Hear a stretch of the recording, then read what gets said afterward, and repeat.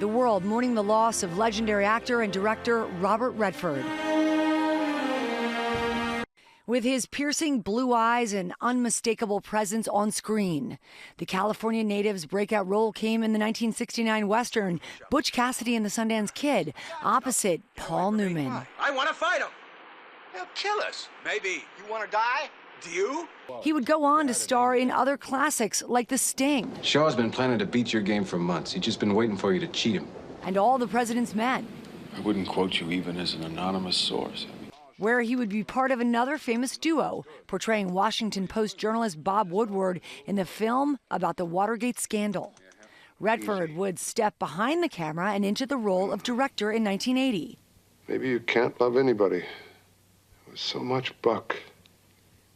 When Buck died, it was as if you buried all your love with him. Ordinary People earning him his first Academy Award. They say, you know, if anybody had told you a year ago that you would have been ... well, I just didn't think I was going to see this. But I'm no less grateful.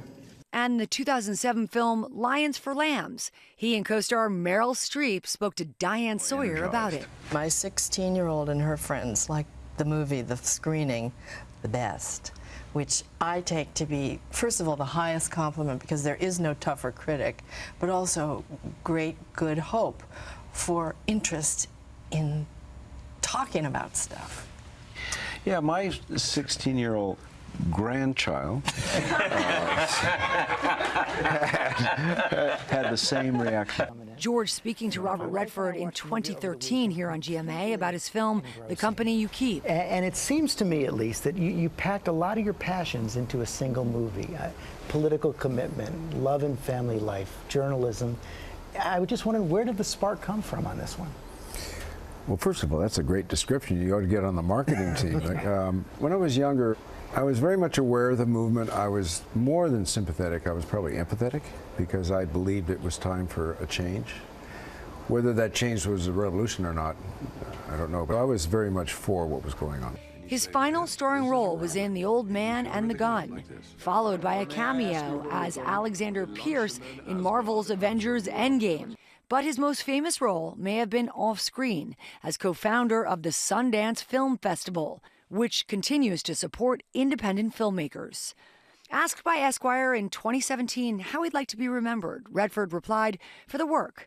What really matters is the work. And that's what the fun is. To climb up the mountain is the fun, not standing on top. There's nowhere to go. But climbing up, that struggle, that to me is where the fun is. That to me is the thrill."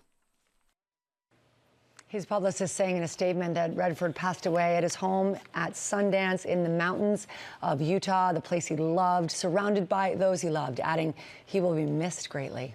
Guys. He certainly will be. All right, Larry, thank you so much. I just love Hubble. Yes, the way we were. She did that. Don't make me sing. Woo. He was the best.